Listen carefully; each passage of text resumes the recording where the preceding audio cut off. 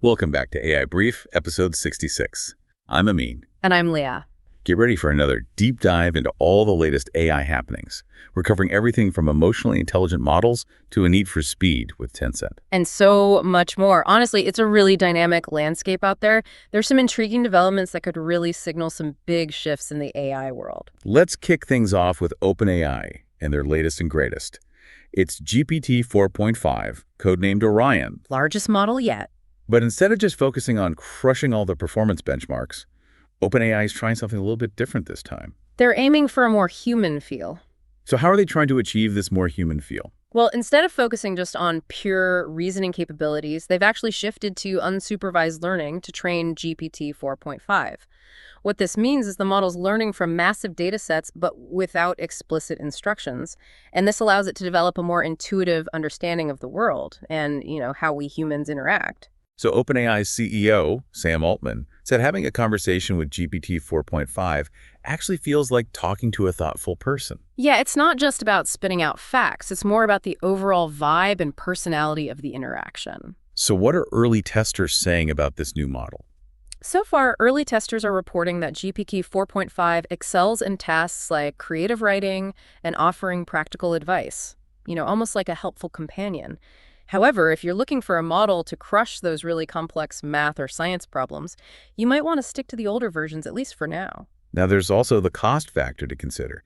The API cost for GPT 4.5 is significantly higher than its predecessor, GPT-4. So it seems OpenAI is betting big on the value of this new emotionally intelligent approach. It will be really interesting to see if the market embraces this. Absolutely. So let's shift gears over to Tencent, where speed is the name of the game with their new model, Hunyuan Turbo S. It's all about those rapid-fire responses. They've created a model that's twice as fast as other leading models, but they're not sacrificing performance in knowledge, math, or reasoning benchmarks. And they've also made it significantly more affordable than previous generations, which could really shake things up in terms of accessibility. So they've really streamlined this model for efficiency, but here's where it gets even more interesting. Tencent is also developing a separate T1 reasoning model, specifically for deeper thinking tasks. So perhaps we are moving towards a world where we'll have specialized AI models for different types of thinking, some optimized for speed and others for depth. Yeah. Now let's talk about Ideogram. They've been making waves in the text-to-image world, and their new model, 2A, is all about speed. We're talking image generation in a mere 10 seconds, and they even have this turbo option that cuts that time in half. And what's remarkable is that they haven't compromised quality for speed. This new model excels in graphic design and text generation, and it's optimized for photorealism. Plus, they've made it even more affordable than its predecessor. This is making this technology much more accessible to a wider audience. Okay, so far we've got OpenAI going for emotional intelligence, Tencent emphasizing speed, and Ideogram mastering text-to-image generation at lightning speed. But let's not forget about the other major players in the AI landscape. Of course not. There's a lot happening beyond just those three. Amazon, for example, has developed a quantum chip called Ocelot. And this has the potential to really revolutionize AI efficiency. Right.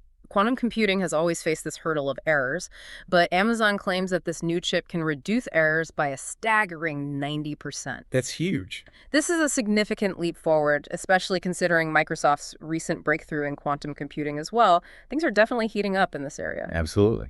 And then we have Meta, who is reportedly planning to launch a standalone Meta AI app in mid-2025. And word on the street is that it's got Sam Altman over at OpenAI a little bit concerned. If you look at the bigger picture, it's pretty clear that Meta is aiming to compete directly with OpenAI and Google in the AI space.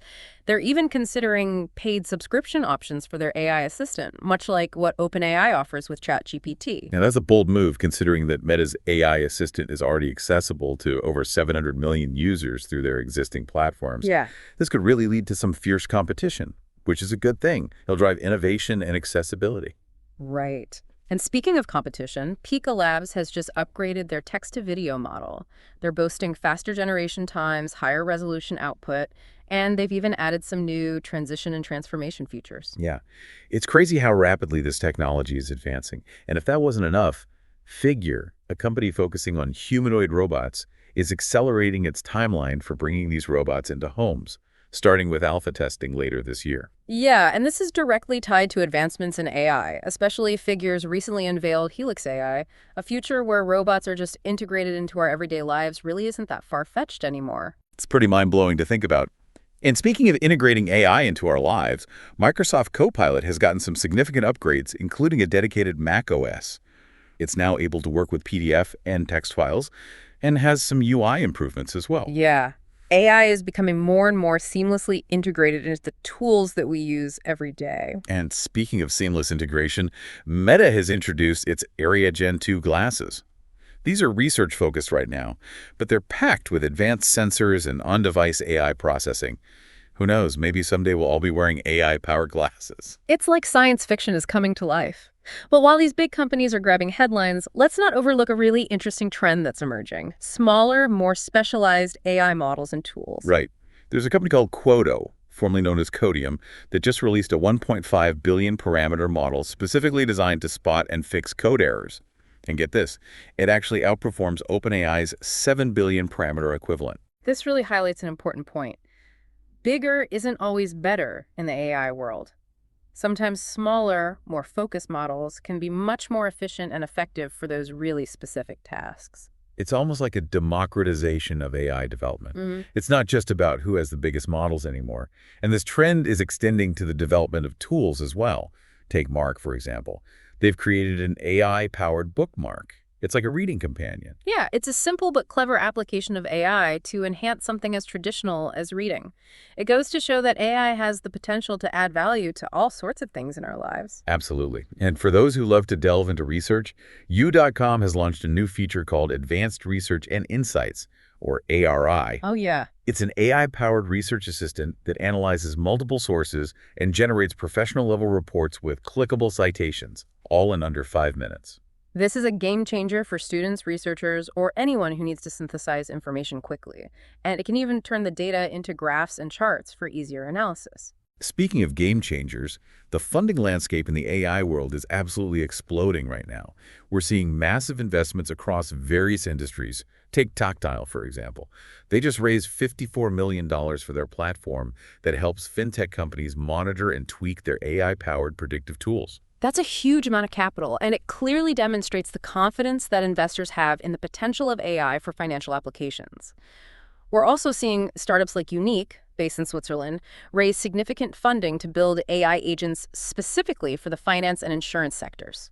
It seems like the financial world is embracing AI with open arms. And before we wrap up this part of our deep dive, we wanted to share a curated list of trending AI tools that you might find useful. Great idea. First on our list is Scribe, the new speech-to-text model from 11 Labs. It's designed for super accurate transcriptions. So if you're tired of manually transcribing audio or video, Scribe might be your new best friend. And for those of you working in enterprise settings, you might want to check out IBM's Granite 3.2. It's a suite of compact open models that are specifically tailored for enterprise use. So that shows how AI is being customized for specific sectors. Exactly. And next up is Octave TTS, an AI voice generation tool that's capable of conveying emotions in its speech. Imagine creating a voiceover that not only sounds human-like, but also expresses joy, sadness, or excitement. The possibilities are endless. And for researchers or students who feel overwhelmed by the sheer volume of academic papers, Deep Review by SciSpace could be a lifesaver. It's an AI research assistant that conducts thorough literature reviews, just like a seasoned researcher would. Talk about saving time and effort. And then there's Craftful, a tool that uses AI to analyze customer feedback. It can sift through support tickets, calls, and reviews to provide a visual overview of key themes and trends. It's like having an AI-powered customer insights expert on your team. And for developers who crave a more personalized coding experience, Continue allows you to create and share custom AI code assistants that are tailored to your specific workflow. And for those who prefer an all-in-one solution, there's Macro. It's a super app that integrates various AI models with productivity tools like PDF editing, note-taking, document creation, and more. It's designed to streamline your workflow with the power of AI. If you're a frequent flyer, Air Trackbot Predictor might be your new best friend. It uses AI to predict fluctuations in flight fares, helping you find the best deals and save money on your travels. And if you find yourself feeling lost in the vast expanse of the internet, Arc is a browser that's designed to help you organize your online life and stay focused. It's like having a personal assistant for your digital world. Last but not least, we have AkiFlow.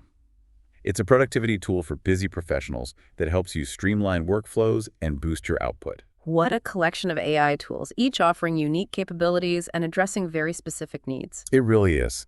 It's fascinating to see this explosion of AI tools. And it's not just about the big players anymore. Right. We're seeing smaller companies and independent developers stepping up and creating some really innovative solutions. It's a really exciting time to be following the AI space.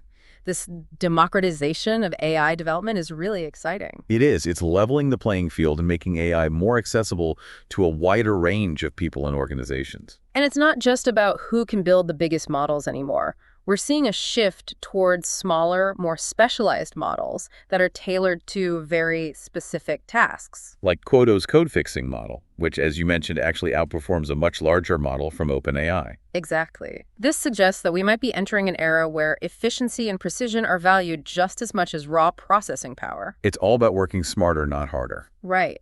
And this focus on specialization is extending to the development of AI tools as well. Think of tools like the AI-powered bookmark from Mark. It's a great example of how AI can be applied to enhance even the most traditional activities. Absolutely. And these niche tools are often more user-friendly and accessible than their more general-purpose counterparts. They're designed to solve very specific problems and make our lives easier in targeted ways. Whether it's helping us read more efficiently, analyze customer feedback, or create stunning video ads. We're seeing so much creativity in this space. It is. This diversity in the AI ecosystem is a positive development. It really is. It means that there's a wider range of options to choose from, and AI is becoming more relevant and valuable to a broader audience. Now, speaking of trends, we can't overlook the funding frenzy that's happening in the AI world right now. It's like a gold rush. Investors are pouring billions of dollars into AI companies across various industries. We talked about Tactile and Unique earlier, but there are countless other examples of companies raising massive amounts of capital to fuel their AI ambitions. This surge in investment is a really clear indication of the confidence that investors have in the potential of AI to revolutionize industries and create enormous value. It's exciting. This funding is fueling even more research and development, leading to a rapid acceleration of innovation in the AI field. Which ultimately benefits all of us as consumers and users of AI technology. Absolutely. That's a wrap for episode 66 of AI Brief. Thanks for joining us. Don't forget to follow us to stay up to date on all things AI. And be sure to share this episode with anyone who might be interested in this incredible field. Until next time, keep exploring.